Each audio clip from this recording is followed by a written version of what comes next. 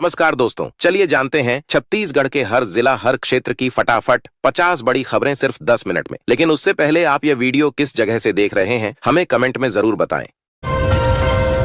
प्रधानमंत्री नरेंद्र मोदी आज देशवासियों को अपने लोकप्रिय रेडियो कार्यक्रम मन की बात के जरिए संबोधित करेंगे। कार्यक्रम का यह 130वां एपिसोड आज सुबह 11 बजे प्रसारित होगा, जिसे देश ही नहीं बल्कि विदेशों में भी बड़ी संख्या में लोग सुनेंगे। छत्तीसगढ़ के जगदलपुर में स्थिति दंतेश्वरी शक्तिपीठ में चोरी का मामला सामने आया है।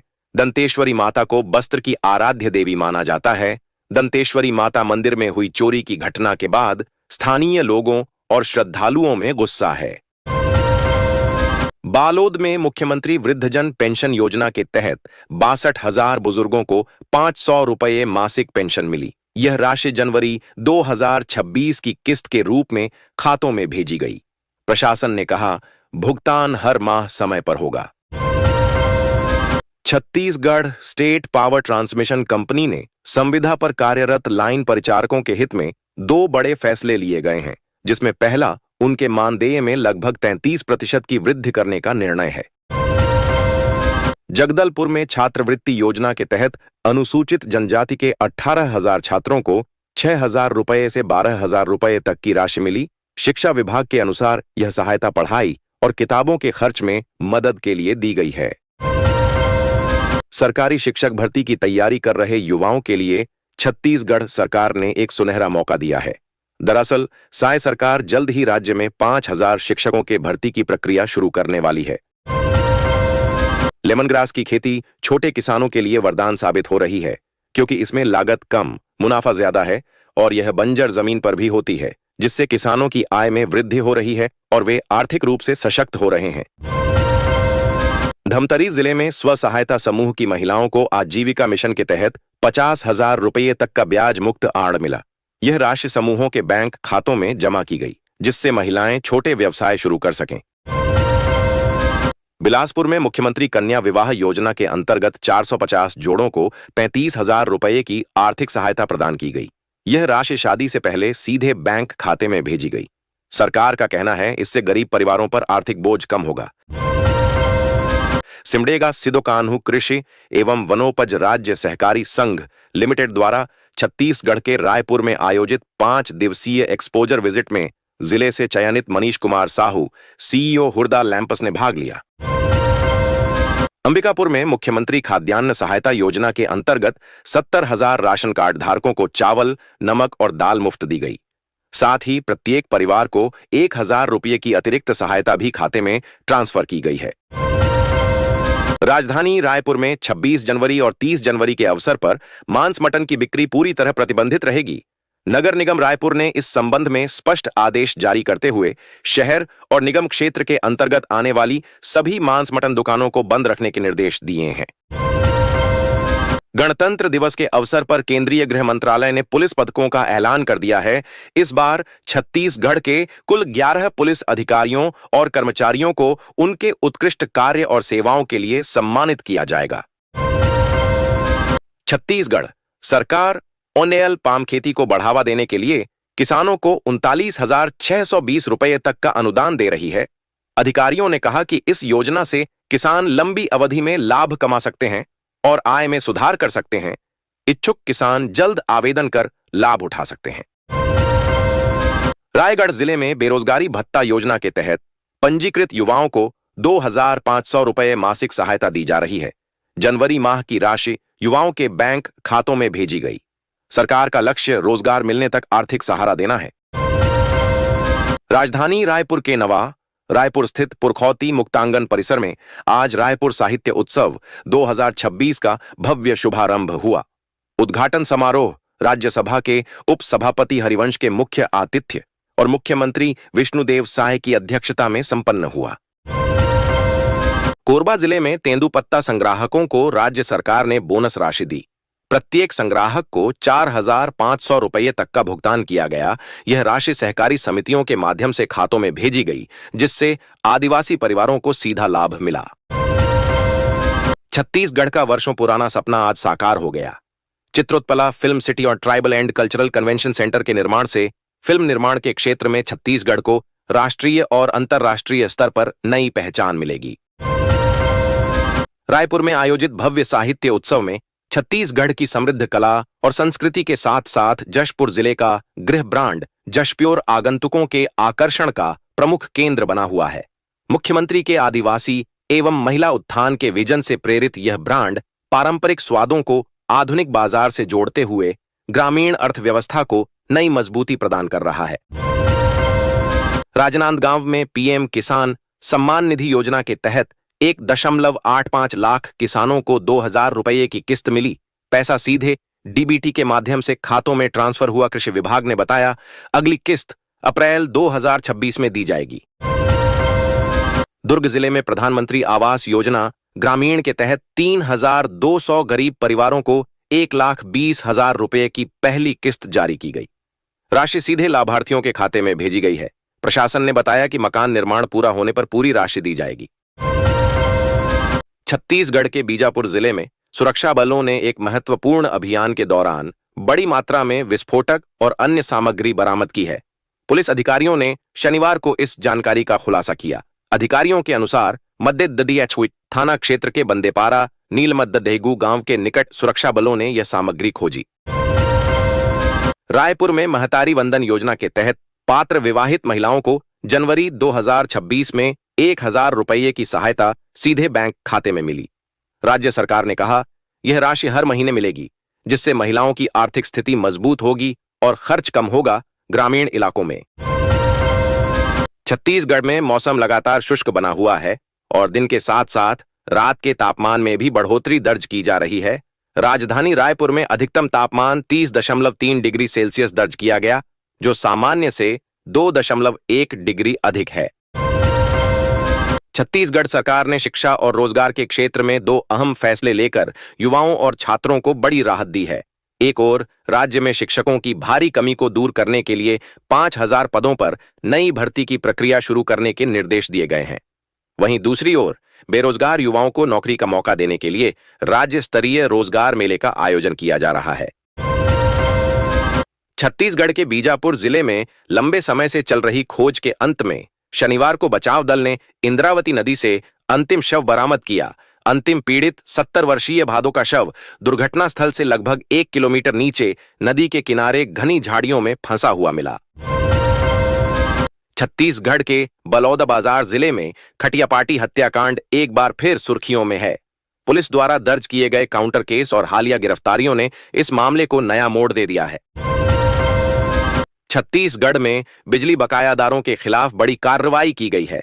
स्मार्ट मीटर प्रणाली के जरिए 2,126 उपभोक्ताओं के कनेक्शन काटे गए। बिजली कंपनी ने स्पष्ट किया कि लगातार बकाया रखने वालों पर कार्रवाई जारी रहेगी।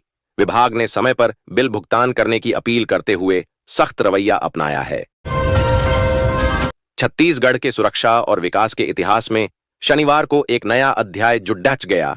केंद्र सरकार के राष्ट्रव्यापी रोजगार मेला के तहत रायपुर के आरंग स्थित केंद्रीय रिजर्व पुलिस बल ग्रुप केंद्र में आयोजित कार्यक्रम में राज्य के 400 से अधिक युवाओं को केंद्र सरकार के विभिन्न सुरक्षा बलों के लिए नियुक्ति पत्र प्रदान किए गए। लेमन ग्रास की खेती छोटे किसानों के लिए वरदान साबित हो रही है, क्योंकि इसमें लागत कम, मुनाफा ज्यादा है और यह बंजर जमीन पर भी होती है, जिससे किसानों की आय में वृद्धि हो रही है और वे आर्थिक रूप से सशक्त हो रहे हैं। 23 जनवरी 2026 को गणतंत्र दिवस से पूर्व कर्तव्य पथ पर आयोजित फुल ड्रेस रिहर्सल में छत्तीसगढ़ की झांकी ने सभी का ध्यान अपनी विशिष्ट प्रस्तुति से आकर्षित किया। 26 जनवरी 2026 को होने वाले गणतंत्र दिवस के कार्यक्रम के लिए छत्तीसगढ़ भी जोरों शोरों से भाग ले रहा है। छत्तीसगढ़ के जांजगीर चांपा में एक चौंकाने वाली घटना हुई है, जहां एक बंदर ने 20 दिन की बच्ची को उसकी मां की गोद से छीनकर कुएं में फेंक दिया। इस घटना से मौके पर दहशत और अफरा तफरी मच गई। छत्तीसगढ़ के बलौदाबाजार में अंधविश्वास और झांसेबाजी की हदें तब पार हो गईं, जब आयुर्वेदिक कैंप की आड़ में ठगों ने एक किसान से पहले उसका खेत बिकवाकर 13.74 लाख रुपए ऐंठ लिए और बाद में कथित पूजा पाठ के नाम पर 24 भैंसों की बलि या 3 लाख रुपए की मांग कर डाली। सरकारी नौकरी की तैयारी कर रहे देश भर के युवाओं के खुशखबरी है। इंडिया पोस्ट यानी डाक विभाग ग्रामीण डाक सेवक GDS भर्ती 2026 पर बड़ा अपडेट है। देश भर के 10वीं पास युवा डाक विभाग GDS भर्ती 2026 की तैयारी शुरू कर सकते हैं। छत्तीसगढ़ के कोरबा में एक लोहे का पुल रातों रात गायब हो गया। 16 जनवरी की रात को पुल था, लेकिन 17 जनवरी की सुबह तक वह पूरी तरह से चोरी हो गया था। चोरों ने गैस कट्टर से पुल को काटकर चुरा लिया। पुलिस ने इस मामले में 5 लोगों को गिरफ्तार किया है। एक्सपर्ट्स अक्सर डायपर के इस्तेमाल से पर्यावरण को होने वाले नुकसान के बारे में बताते हैं, लेकिन छत्तीसगढ़ के सिवनी में एक डायपर 20 दिन की बच्ची के लिए फरिश्ता बन गया। ये अजीब घटना तब शुरू हुई जब एक बंदर दूध पी रही बच्ची को छीनकर भाग गया।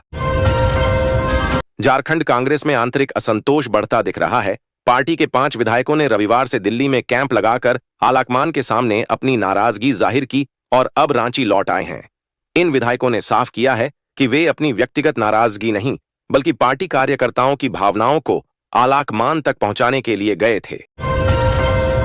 प्रदेश में धान खरीदी लगातार जारी है। 1 नवंबर से शुरू हुए था। इस अभियान में किसान समर्थन मूल्य पर अपना धान बेच रहे हैं, लेकिन इस बीच प्रदेश की बीजेपी सरकार ने किसानों के हित में बड़ा फैसला लिया है। छत्तीसगढ़ हाईकोर्ट ने एक पुराने आपराधिक मामले में बड़ा कानूनी बदलाव करते हुए सत्र न्यायालय के फैसले में आंशिक संशोधन किया है। न्यायमूर्ति संजय के अग्रवाल एवं न्यायमूर्ति अरविंद कुमार वर्मा की खंडपीठ ने हत्या के दोष को गैर इरादतन हत्या में परिवर्तित कर दिया। छत्तीसगढ़ में हुए दर्दनाक प्लांट हादसे में जान गंवाने वाले गया जिले के 6 मजदूरों के परिवारों के लिए राहत की उम्मीद जगी है। केंद्रीय मंत्री जीतन राम मांझी ने हादसे में मारे गए मजदूरों के परिजनों को 20-20 लाख रुपए मुआवजा दिलाने का आश्वासन दिया है। मुख्यमंत्री विष्णुदेव साय से मुख्यमंत्री निवास कार्यालय में गुजरात के अध्ययन भ्रमण से लौटे महिला पत्रकारों के दल ने मुलाकात की। इस अवसर पर मुख्यमंत्री साय ने कहा कि महिला पत्रकार अपने साहस से लोकतंत्र के चौथे स्तंभ को मजबूत कर रही हैं। छत्तीसगढ़ में रेलवे निर्माण सामग्री की चोरी करने वाले 7 आरोपितों को पुलिस ने गिरफ्तार किया है। इनके कब्जे से चोरी की गई सामग्री जब्त की गई। मामले में रेलवे सुरक्षा बल ने मामला दर्ज कर आगे की जांच शुरू कर दी है, ताकि भविष्य में ऐसी घटनाओं को रोका जा सके। छत्तीसगढ़ में धान खरीदी को लेकर किसानों के लिए बड़ी राहत मिली है। राज्य सरकार ने ऑनलाइन टोकन व्यवस्था बंद कर दी है। अब किसान सहकारी समिति या उपार्जन केंद्र से सीधे ऑफलाइन टोकन प्राप्त कर सकेंगे। इस फैसले से किसानों को धान बिक्री में आसानी होगी। महतारी वंदन योजना छत्तीसगढ़ की महिलाओं के लिए बड़ी आर्थिक सहायता साबित हो रही है। योजना के तहत पात्र महिलाओं को नियमित वित्तीय मदद मिल रही है, जिससे घरेलू जरूरतें पूरी करने में राहत मिल रही है। सरकार का कहना है कि यह योजना महिलाओं को आर्थिक रूप से सशक्त बनाने की दिशा में महत्वपूर्ण कदम है। छत्तीसगढ़ में SIR फॉर्म भरने की समय सीमा बढ़ा दी गई है।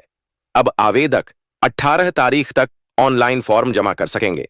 विभाग ने तकनीकी कारणों और बढ़ती मांग को देखते हुए यह निर्णय लिया है। समय सीमा बढ़ने से आवेदकों को बड़ी राहत मिली है। छत्तीसगढ़ में NTPC की कोयला खनन परियोजना की सुरक्षा का जिम्मा अब CISF ने संभाल लिया है। CISF की तैनाती से साइट की सुरक्षा व्यवस्था मजबूत हुई है।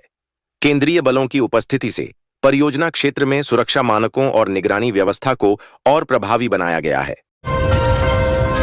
छत्तीसगढ़ में रद्द किए गए राशन कार्ड वाले परिवारों को फिर से राशन मिलने का रास्ता साफ हो गया है। खाद्य विभाग ने आश्वासन दिया है कि लाभार्थी eKYC पूरा करते ही उनका कार्ड पुनः सक्रिय कर दिया जाएगा। विभाग का दावा है कि इस प्रक्रिया से पात्र हितग्राहियों को राहत मिलेगी और वितरण प्रणाली पारदर्शी बनेगी। छत्तीसगढ़ सरकार ने छात्राओं को बड़ा तोहफा दिया है। अब राज्य की छात्राओं को मुफ्त साइकिल प्रदान की जाएगी। इसका उद्देश्य स्कूल आने जाने में सुविधा बढ़ाना और शिक्षा में लड़कियों की भागीदारी को बढ़ावा देना है। योजना से ग्रामीण और शहरी दोनों क्षेत्रों की छात्राओं को लाभ मिलेगा। मौसम विभाग ने चेतावनी जारी की है कि प्रदेश के 10 जिलों में हाड़कंपा देने वाली ठंड पड़ने वाली है। तापमान में भारी गिरावट की संभावना से लोगों में चिंता बढ़ी है। कड़ाके की ठंड से राहत पाने के लिए नागरिक अलाव की व्यवस्था बढ़ाने और बिजली सप्लाई सुचारू रखने की मांग कर रहे हैं। छत्तीसगढ़ के रायपुर जिले में धान खरीदी रिकॉर्ड रफ्तार से जारी है। अब तक 37,000 से अधिक किसानों को त्वरित भुगतान मिल चुका है। सुचारू व्यवस्था और तेज प्रसंस्करण से किसान संतुष्ट हैं। प्रशासन का संदेश स्पष्ट है। छत्तीसगढ़ में अवैध मतांतरण का बड़ा खुलासा हुआ है। डेविड चाको बीते 4 वर्षों से योजनाबद्ध तरीके से नेटवर्क तैयार कर रहा था। जांच में कई जिलों में उसकी सक्रियता सामने आई है। प्रशासन ने मामले की गंभीरता को देखते हुए जांच तेज कर दी है और संबंधित लोगों से पूछताछ जारी है।